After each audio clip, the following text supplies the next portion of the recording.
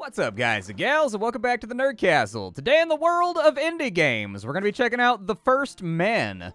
I've spent about an hour with this Steam Festival demo, and I'm pleased to say it's an interesting game.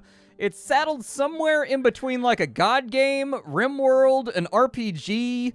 Like, it's an odd game. Like, it's hard to say what the influences are on this one, but you guys will know that I'm a big fan of things like Delta V. Games that have a lot of novelty, for better or worse, tend to be stuff that I stick to, regardless of, like, the quality at the end of the day. I really like weird games. That's why I'm into indie games.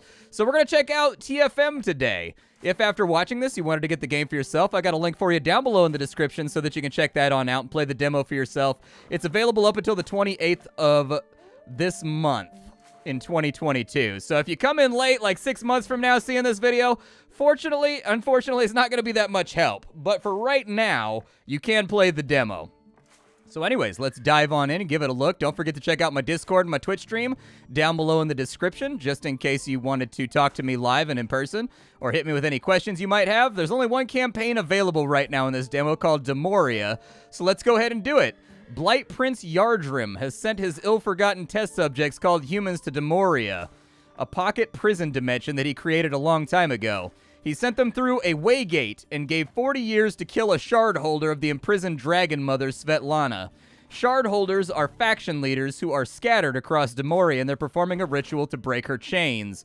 If these humans fail to kill at least one of the shard holders, Yardrim will have to destroy Demoria with everything inside of it, as a precautionary measure. If they succeed, the Pocket Realm will be their new prison as a reward. Certainly better than the abyssal cells that are made of devil bones. Yeah, on the first half right there, I was kind of like, kind of seems like a damned if you do, damned if you don't type situation, but I guess if we're heading back to, like, you know, Satan's devil bone prison, if we don't pull this off, I suppose that this is better. At least it's got kitties and, like, green grass and stuff. Yardrim has very little hope, and it's up to you to prove him wrong and save the lives of the humans by getting rid of one of the shard holders before patience runs out. Alright, so we got 40 years to do this thing. This is TFM right here. This is kind of a hands-off colony survival game with RPG influences, but, like, you have even less control. So don't approach this from a direction of it being like a RimWorld-style game.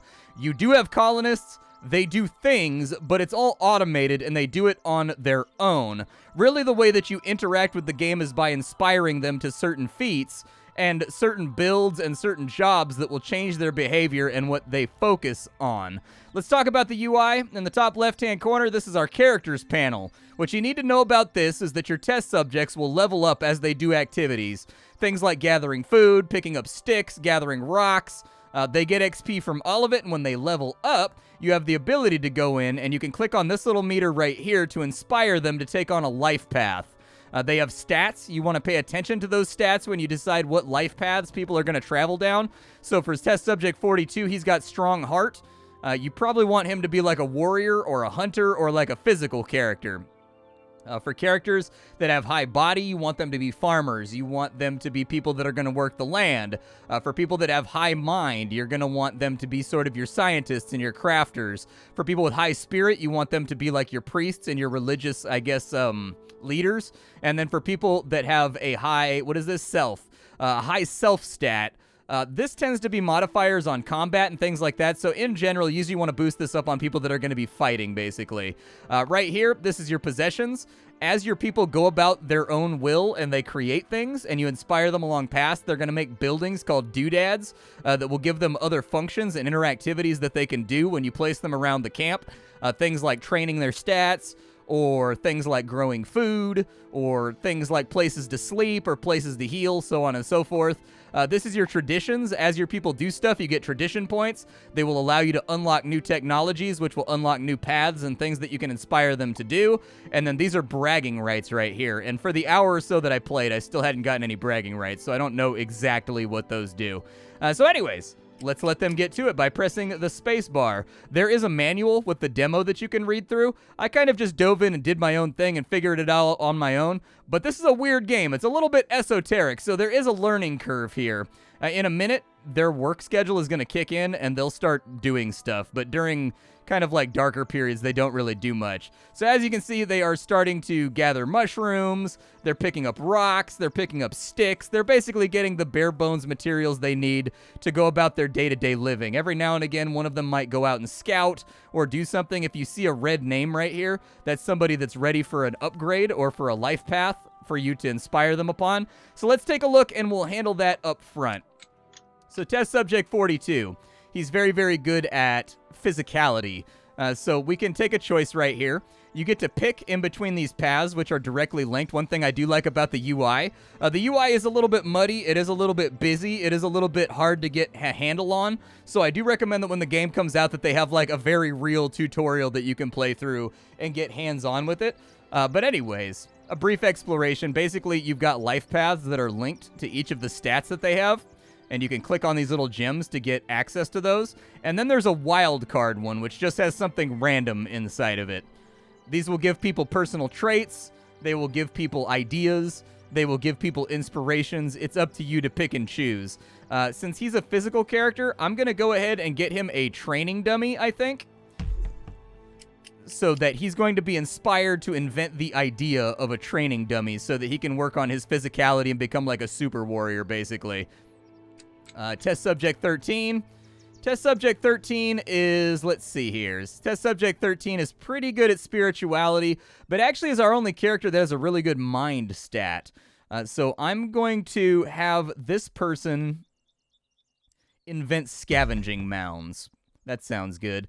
Test subject 18 is not really good at anything except for body, and so I'm going to inspire this person to learn how to farm by giving them access to the seed rack. And then test subject 3 appears to be, let's see, what are you good at? Test subject 3, it looks like they are good at actually selfishness. Interestingly enough, they have a strong sense of self. So we probably want them to invent the bonfire. The bonfire will allow you to contemplate their future and get rid of their self-flaws, basically. And then over here, we have test subject 31, who is an obvious spiritualist. So we're going to have this person. We have two choices. We can go with the shrine. The shrine is basically a purification doodad.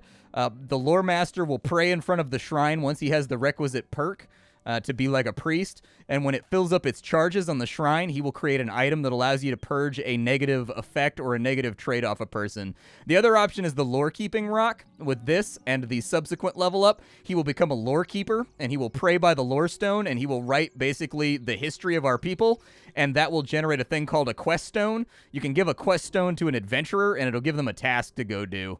And so anyways, let's start out with the lore stone, I suppose. And what you'll see is that the people that we just leveled up, they'll go back to this central hut, and they will start crafting things, basically. You'll see them right here. They're creating the item that we just inspired them to craft. And so once they get that all nice and done, we'll be able to play some of these doodads from the blue menu up here, and they will be able to interact with those things if they have the requisite traits, and they will be able to level up their stats and unlock new options and go out and fight and all that kind of fun stuff. We do have a relationship panel up here. There are other tribes of people all over the land. They may or may not like us, depending. As of right now, everybody hates our guts, so that's going to set up for an interesting future. We have our lore-keeping rock right here. Let's go ahead and put the lore rock. We're going to put it right next to the gate that we teleported in from. We also have our seed rack for farming, so we'll go ahead and put that over there. We have a scavenging mound, which is a storage building for keeping our stuff, like rocks and mud and clay and stuff like that, so we'll put that over there. We have a training dummy. We'll put this up here. There we go, and we have our bonfire, which we can place right at the center of town. Looks like we already have another level up, so number 13 is good to go. Number 13 was our crafter, and so we kind of want to keep leaning on into that.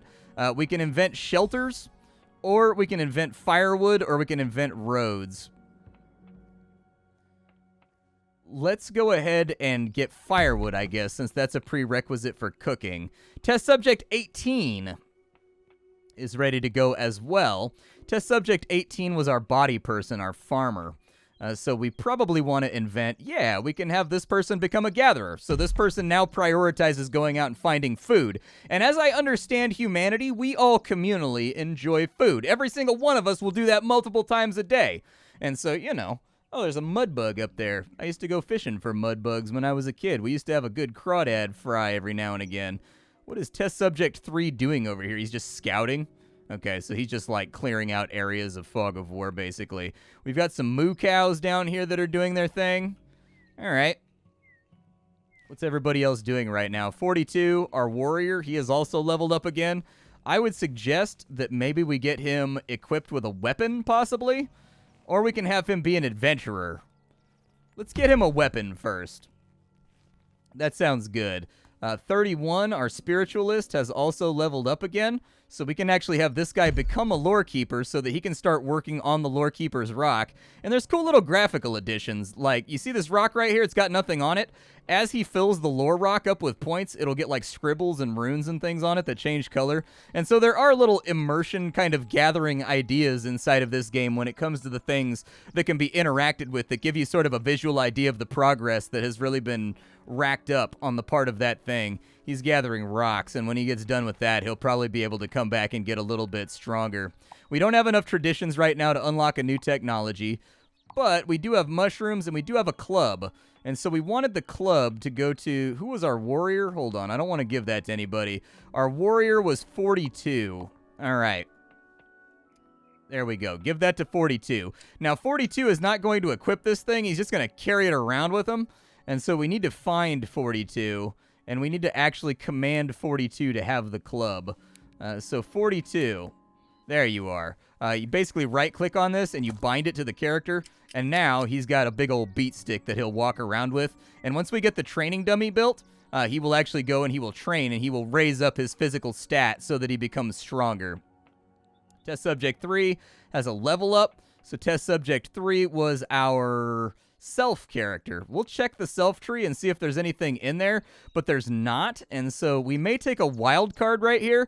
We can have this person be a caretaker, which means they take care of the children. He can learn strawberries. He can learn Eureka. Every time he does a task, there's a chance that he'll basically fill up his path points and get an instant level up. And then there's banana trees. Okay. Let's go ahead and we'll have him invent the gathering mound so that we have a place to store our food too. So we've got our trade goods right here. We've got our food. We've got our seeds for farming. And then we've got our lore rock, which as you can see, our lore master is actually beginning to fill in the runes on that thing. And he's beginning to develop the idea of sending out our adventurers on like various tasks to sort of increase their renown and bring back items and stuff like that. So that'll be cool once it's done. While I was filtering through the game, I do think they want to get some high-res sprites on in here. The game looks very good from about this height right here, but if you go out any further, it gets a little bit muddier. And if you go in really deep, you can see that the lines and kind of the contours of everything gets a little bit foggy. I prefer it like things like the Wandering Village, where no matter what height you look at the map from, it retains some level of tightness and clarity. And so anyways, oh, he's bashing down a tree with a rock. That seems like it's going to be a really long process. Are you sure that that's the best way to go about doing that? I'm going to put my gathering mound right there, too. Oh, good. The training dummy's up. We should see our warrior guy go up and start training on the dummy then. We've got another level up on Test Subject 18, who is our farmer. We can get Seed Collector. Okay. Or we can make the person pregnant so that we can get a new colonist. Let's go with Seed Collector for right now, I think. So that person will prioritize going out and finding seeds. And then we're going to need somebody. So for every 100 seeds they bring back to the seed rack, basically we learn what a seed is, and we get the ability to, like, plant and farm that seed from how I understand it. Bonfire is almost up. I don't know how many people have negative traits or whatever. It's kind of hard to say. But each of these characters does have, like, traits and personalities and things. And the stuff that we're doing when they level up is actually developing that. And it's making them get more permanent traits and whatnot that are added on in. Really, the level ups are divided into two camps. Like, basically, it's a permanent focus for their career, or it's a building. And so, like, you kind of want to be careful about what you pick and choose right there. You don't want to end up, like, 43 years old and realize you hate being the village accountant. You know, because it's going to be too late for you to change your life path. She's made a hat that is apparently made out of mushrooms and stuff. I'm guessing that's because we made her into a gatherer, so she probably gets things that make it look more worthwhile. He's chopping down a tree for some reason. I guess he just wanted to scavenge some wood. It's probably for the fire, in all honesty. Looks like this guy right here is worrying about his future. Okay, does that actually, like, increase any of our stats or anything? The bonfire does have progress points. I would guess that they feel like they have something to worry about since they're all going to the... I mean, they have been tasked with slaying demigods. I'd be kind of worried, too. Like, you know, I'm combative. I'll throw these hands, but, like, you know, I'll throw these hands against, like, you know, aggressors that are human in nature, or, like, wildlife or something. Like, I don't know how I feel about engaging with demigods. That just feels like a bad idea. 42's got another level up, and 42 is our melee guy. Let's go ahead and give him... We can either turn him into a guard, or we can turn him into an adventurer. I'm going to turn him into a guard, I think. Just somebody to protect the village from anything that might be going wrong. This guy's over here mining a rocky cliff and bringing back the rocks. Okay. This game is kind of weird in the respect that, like, you don't actively craft anything. Like, they sort of just gather stuff that they think they might need, and then, like, as you get buildings and stuff, they just kind of reappropriate it and use it freely. This guy is our spiritualist. We can have them be a comforter. When a settlement member finishes sleeping, you can remove a fatal trait or a fatal mind problem from them. Okay. Well, you're actually okay at body, too. It might be a good idea to get some rudimentary farming ready to go. And in your wild tree, we do have olives. And we do have an apple tree. Let's try the apple tree out. Let's see how that goes. Like, he's not amazing at it, but I do think that maybe inspiring people to have some kind of food source would be a good plan. There's a signpost down here that says that it goes to the breach. When I was playing for like an hour earlier, I don't think any of my guys got this far outside the realm. It does look like my guard is actively doing guard tasks right now, though, so that's good. You can see their age. It's been about 2 or 3 years inside the context of the game for right now. The seed gatherer, were you actually gathering seeds right there? I don't know if they did. I don't know if they did. However, we can unlock a new technology.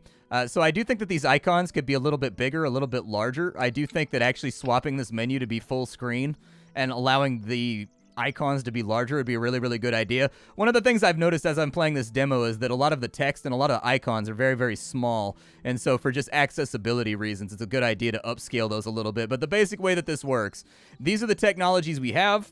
These are the technologies we can get. These are the technologies that are locked behind these technologies right here. So as we take these technologies will shift down and give us more stuff to work on.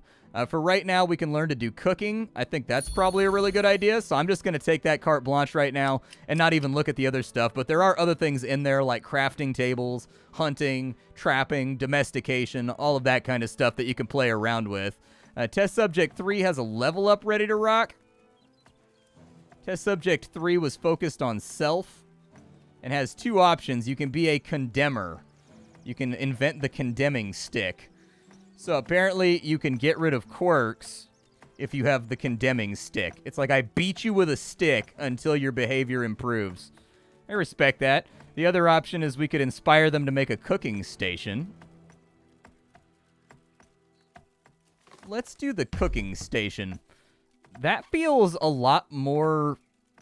A cooking station feels like it's a little bit more relevant to our current adventure than beating people with a stick until they stop picking their nose. And so I'm gonna go with that. Test Subject 18 is ready for a level up. That's our farmer character. We can get banana trees, we can get strawberries, we can get apples, we can get a passion for cooking, but I think this person's already a passion for gathering, right? Let's get banana trees. That sounds good. So we've got 3 apple trees right here. Let's start with a little orchard over here. There we go. That looks good. So I assume that they're just going to plant those banana trees and get them up and rocking. It looks like we spawned in with a kitty whose name is PC as well. I'm going to say that her name is Princess Corn Blossom. That's what PC is short for. My cat's name is Princess Tummy Flower, and I call her PT for short, so that's the first thing that came to mind. Apparently, kitties are incapable of having a godly inspired life path, I suppose. There's our cooking station. That thing is enormous. Good lord. Okay, well, let's plop that on in. We'll get it done when we get it done. And then we'll just keep an eye on the way things go. Oh, look, we got a bragging right. So all Shadowborn characters get a permanent +1 soul. Passion and Individualist has a chance to gain a random black personality after all work time activities. Unholy powers, all Shadowborn characters get +1 body. Or a Well of Stamina, everyone gets faster. Let's go with faster. That sounds good. So I think those are basically just like colony-wide perks. I don't know how many people are Shadowborn down here. So Lightborn. They have nothing. They're a peacemaker. This person is also Lightborn. Okay.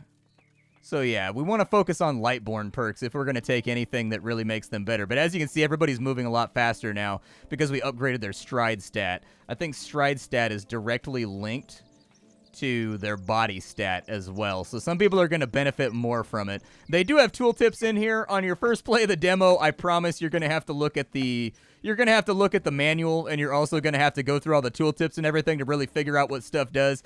It's a weird game. There's not a lot of games out there quite like this one.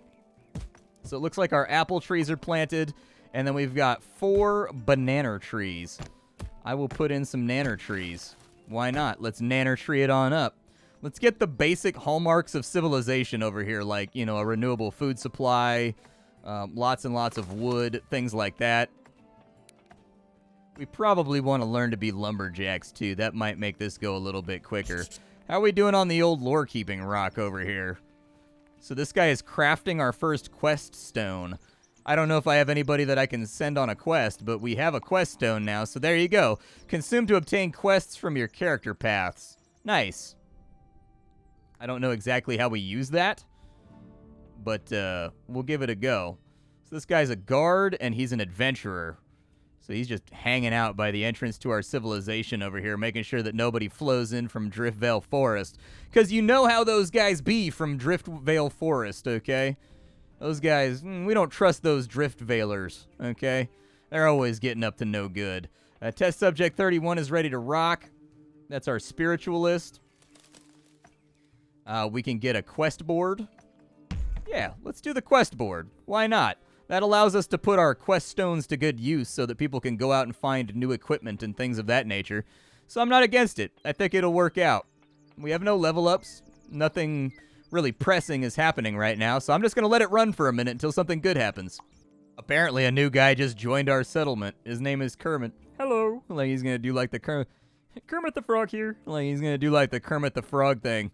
All right, what's Kermit good at? Kermit's good at spirituality, and Kermit's pretty good at farming. So I'll probably actually assign him to be a cook, I think, because we've already got a gatherer. So I feel like it's a good idea to have somebody in the camp that's a cook. So from these things over here, this game has kind of like a weird humor system. And what I mean by that is that, like, different foods and different activities have a color that is corresponded to your stats.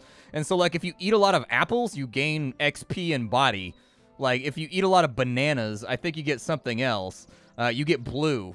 And so anyways, on top of that, there's a chance for, like, rare spawn fruit to come out of these. And if somebody eats the rare spawn fruit and then has a kid afterwards, their kid will start out with a lot more, like, perks, basically, in that tree than the previous generation. It's a strange game, dude. There's a lot of weird things about this, but I kind of like it. Oh, you only get 1 quest stone from the... Oh, I didn't realize that the lore stone gets used up. Okay. We have level ups. Test Subject 3...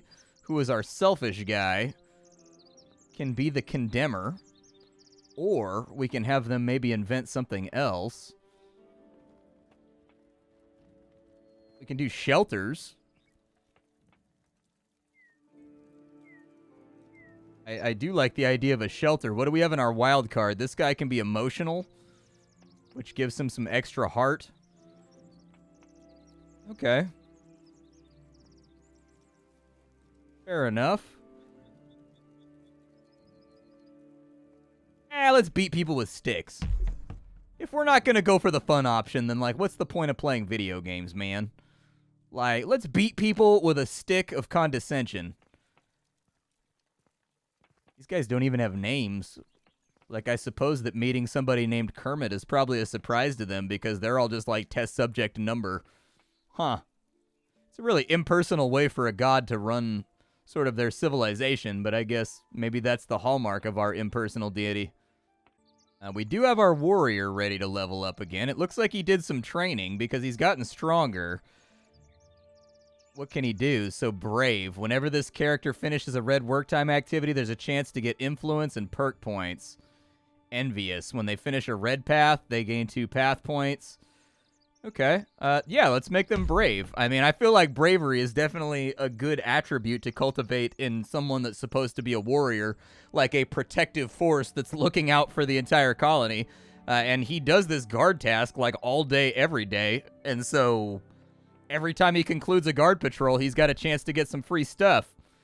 He also got 1 free heart right there, and it looks like he got some extra power as well so that he hits a little bit harder. So, like, I'll take it. I'll definitely take it. He's developing into quite the little adventurer. Is anybody else ready to go? My banana trees are slowly being erected and being built with hammers, because that's how banana trees grow. I don't know if any of you guys grow in places where there's banana plantations, but go out to any banana plantation, and you'll just see a bunch of buff guys with sledgehammers just smacking the banana tree all day long until it grows. I do like how as they get different job assignments and whatnot, their outfits change, and they become, like, easier to distinguish from their comrades. That's actually kind of cool. Hey, we got another bragging right. Alright, so spread the love. When healers tend to someone, they get a random white personality. All Shadowborn characters gain self, sympathy for the soil. When seed collectors find seeds, all settlement members gain 1 body XP. And then we have mind over body, all Earthborn characters. I think the seed one is really the only one that benefits us at all. It looks like they've put about 30 seeds inside the seed bag, so that's good. It seems like they mostly chop down trees, though. My guess is they're chopping down trees to keep the bonfire going. Like, I feel like pretty much everybody in my society mostly chops down trees. Except for this lady, who just walks around in a babushka outfit, just sort of thinking about things. Honestly, that's the best job inside. Everybody else is doing hard manual labor all day long. Whereas the village thinker just gets to sit around and think, thank, thunk, you know? A few more level ups to be dealt with. Test Subject 18 is ready for advancement. That's our farmer character, so she's gathering and doing seeds and all that kind of stuff. I don't know if I can actually reorder these so that they focus on one over the other. It's kind of hard to say. I don't think I can, though. So, a fruit lover. All fruit-eating activities gain a path point. Okay, what else you got inside of here? We could get strawberry fields. We could get another gathering mound. Potatoes. I love potatoes. Let's go with potatoes, dude. How can we make sweet potato hooch liquor until we have potatoes? Test Subject 3, what are you up to? What you got in the old self tree? Nothing? Okay, that's fine. You do have some spirituality. I mean, you're already a condemner, right? Yeah, so you're going to be purging people's negative thoughts and whatnot. We should probably get some shelters so that people can sleep. I don't know if it's a good idea to use her level up specifically on that, but I'm going to. Just because, like, people are sleeping on the ground and stuff. So maybe we work on that a little bit. My builder is ready to go. So we can get a tinker job. We can get firewood. We can also get... Did I ever put down the firewood stack? Oh, it's just... Okay, so we don't need a firewood stack. We have the ability to gather firewood. Gotcha. All right, fair enough. Get another shelter. Yeah, give me 2 shelters so the people have places to sleep. We'll start lining that up over on this side. I don't think they're all going to go to sleep at the same time, but this will allow them the opportunity to sleep inside something actually residential if they need to. So we'll go ahead and maybe put it right here. That looks good. And then we've got potato fields over here, so lots of building tasks to get done. There we go. Potato fields all ready to rock. And then our shelter should be ready to go soon. Yeah, it looks like one stack of firewood really makes the bonfire jump back up in the off chance that people have a negative, like, mental quirk they want to get rid of by staring at the flames. But this is the first men. This is a weird little game, dude. Oh, we've got, like, what is happening over here? Apparently, a goblin has wandered into town. All right, and it looks like he's offering up a quest.